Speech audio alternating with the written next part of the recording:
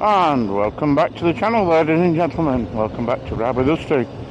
Today we're out on the Voge DS625 for a test drive. This bike belongs to the lovely wife, so as such it's not a proper test drive, but she knows I'm on it.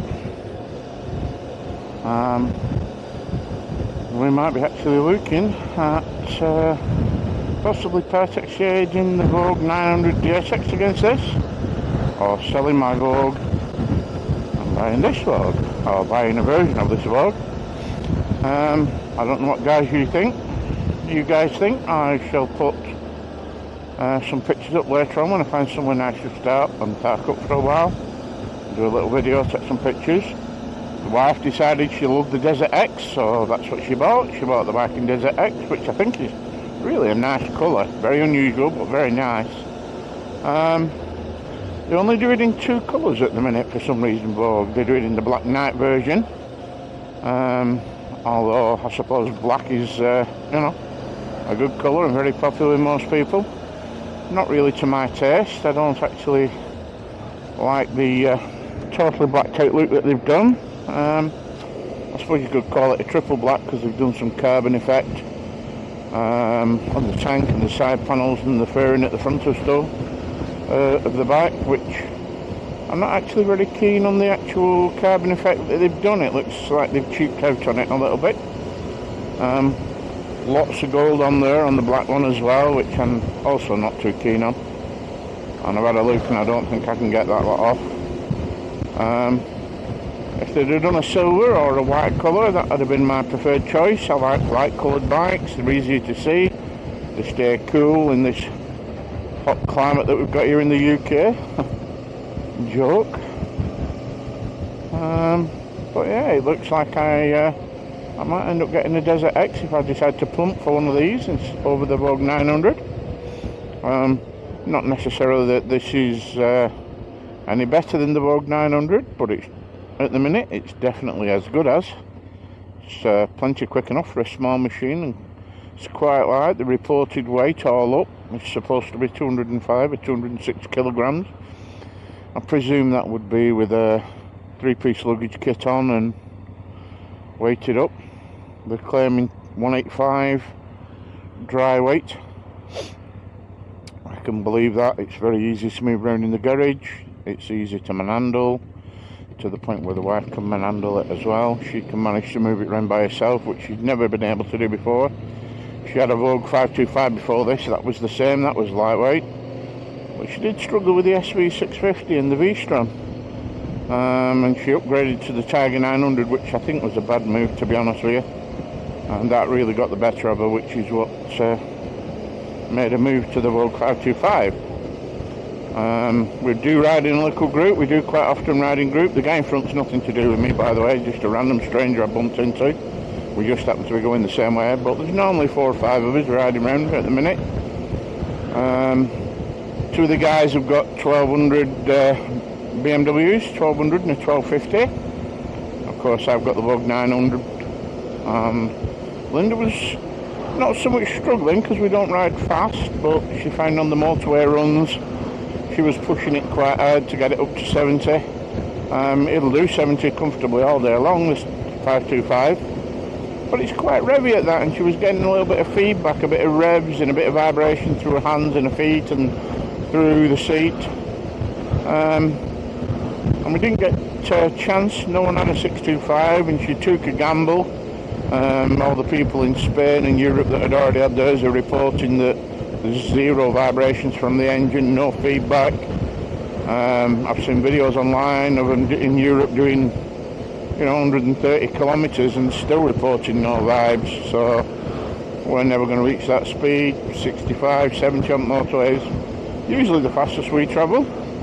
At the minute she's done 190 miles. The good lady's at work today and I'm off, so she has actually asked me to take the bike out and get a few miles on it for her and try and get it close to running. We bought it from Bolton Motorcycles. Go and see them lads over there if you want a Vogue or any other bike for that matter. They've got quite a few really nice second-hand bikes in, including Linda's Vogue 525. They are a Kawasaki and a Suzuki dealer as well, so it's not just Vogues, they have all that lot there.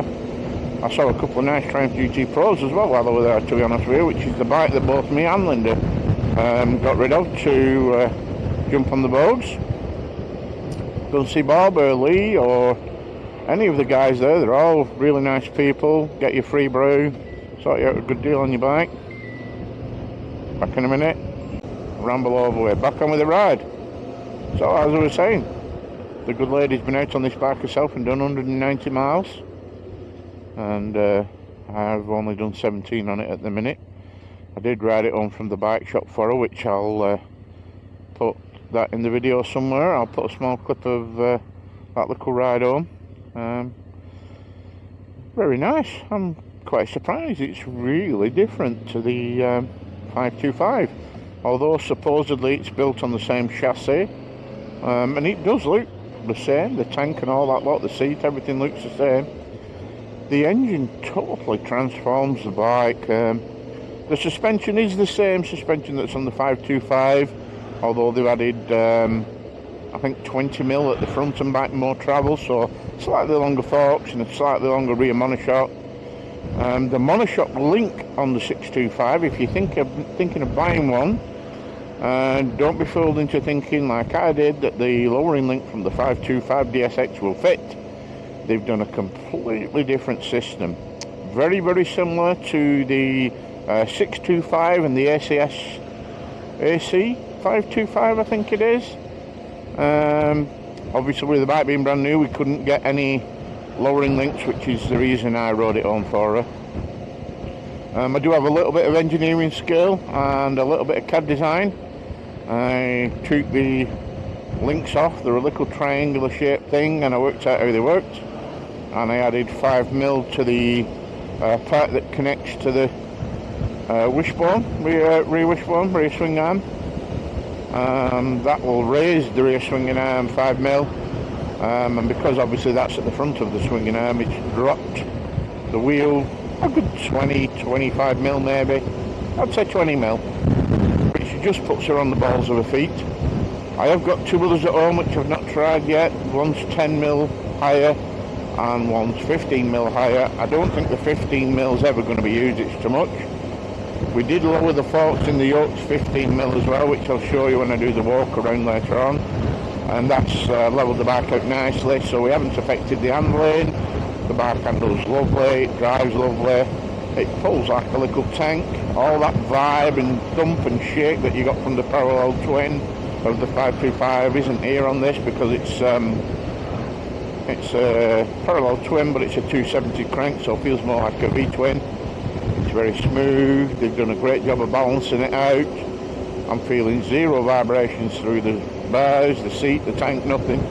Foot pegs, all neutral, bloody brilliant.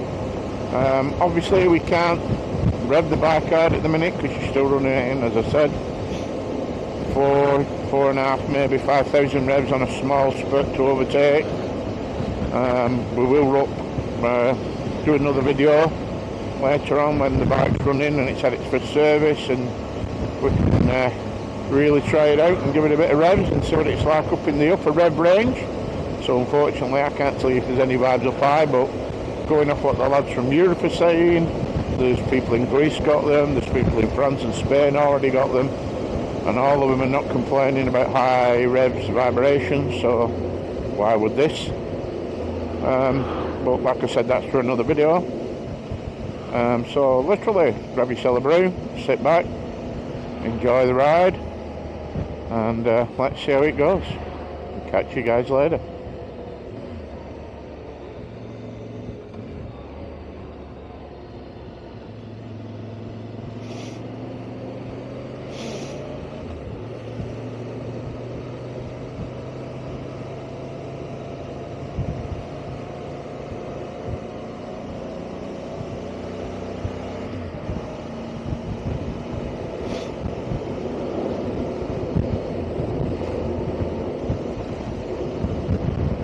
Shocks might need softening a little bit. I think this bike's been set up a little bit off-road bias. The suspension's quite stiff.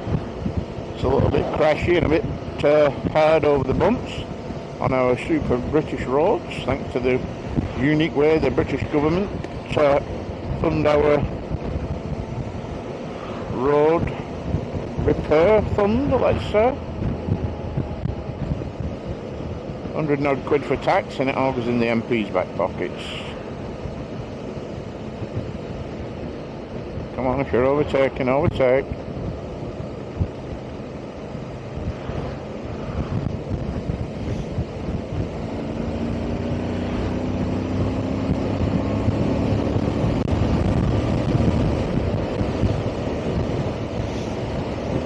There we go. Indicated 68, 69, 70, and we're doing 4,200, 4,300. Zero vibes again. I think the speedo's quite fast. Google Maps is reading around 65, 66, so we're about 6 or 7 miles out. Too fast. Horse bikes are like that, it's not an issue. Just a nice little safety margin. It'll stop you catching yourself out and getting a nice little ticket off the powers that be.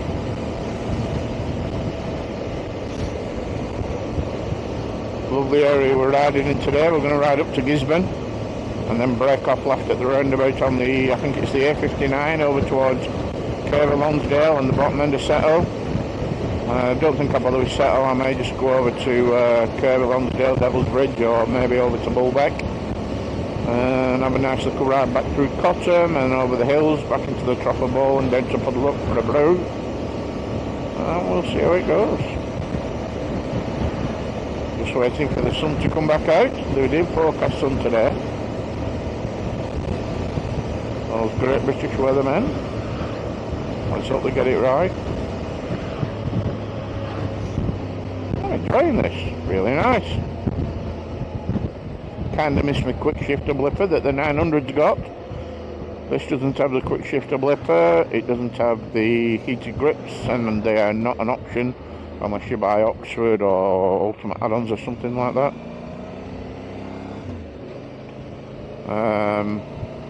Doesn't have a heated seat. Doesn't have cruise control. Would be nice if there were options. I'm sure my missus would have spec'd it up to that. She's not so bothered about the quick shifter blipper. She's old-fashioned gal. Been riding bikes since she was 16. Like me, she's in her 50s. And she likes to know exactly what the bike's going on, likes the feedback, likes driving them manually. Not overly keen on the cruise control.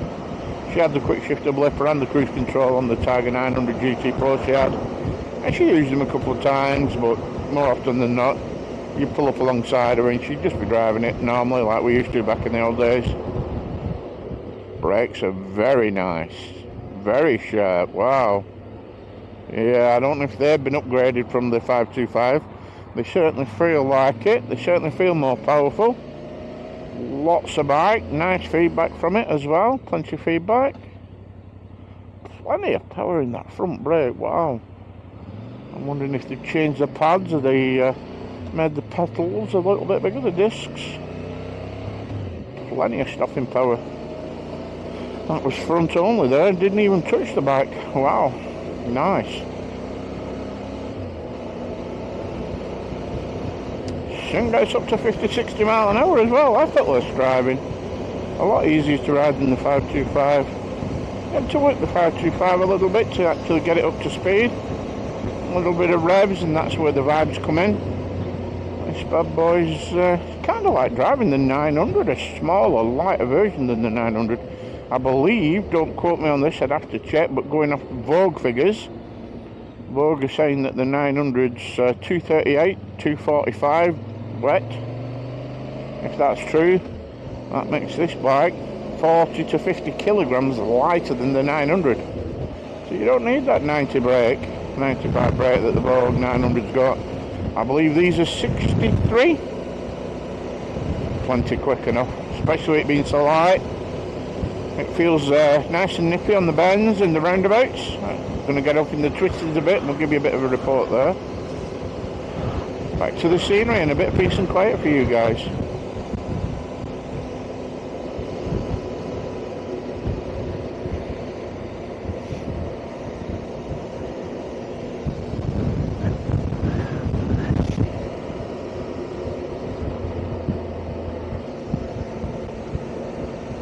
Look at that scenery.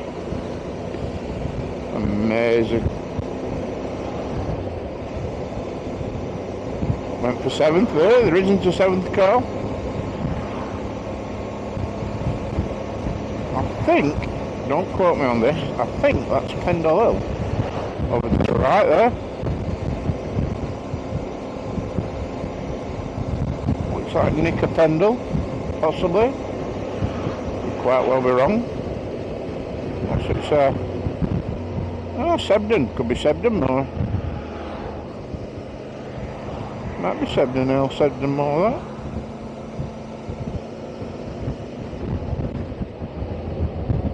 On a random route today with Cali Moto. No planned route. Random ride.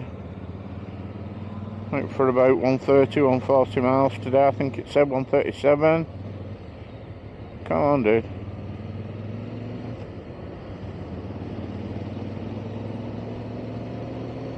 For the overtake when I'm clear and safe to do so. We'll see how it goes. See what she pulls like. Not with the wrist there. Can't see me exit. Okay, putting the move on. Oh, she moved. Wow. Oh, she got plenty of power. Yep. Wow, for a 580 cc engine, that's got some serious pull. Oh, hello, here we go. What are we stopping for now? Yeah, that's a nice little engine, plenty of pull, loads of torque there. Didn't even have to drop a cog, just let it chun her on and wound it up and away she went. We'll creep along and see if we can do a little bit of filtering between freaking people out and spooking them. Find out what the problem is. This guy in this wagon go.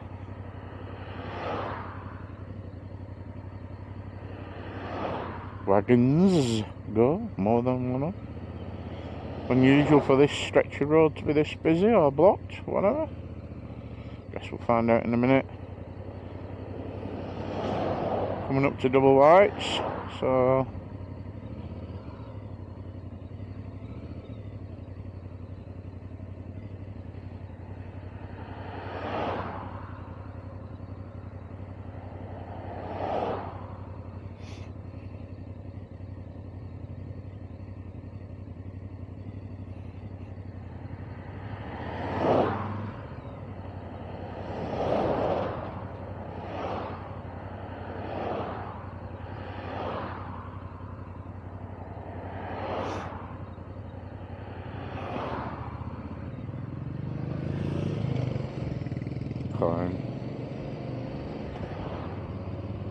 Bit naughty, cut this car.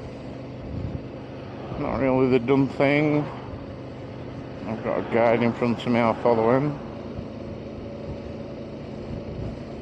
Not really my cup of tea. Look at the traffic, what's going on?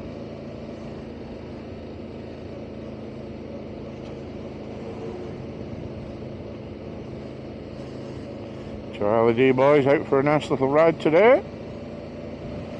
Bit of fun in the sun.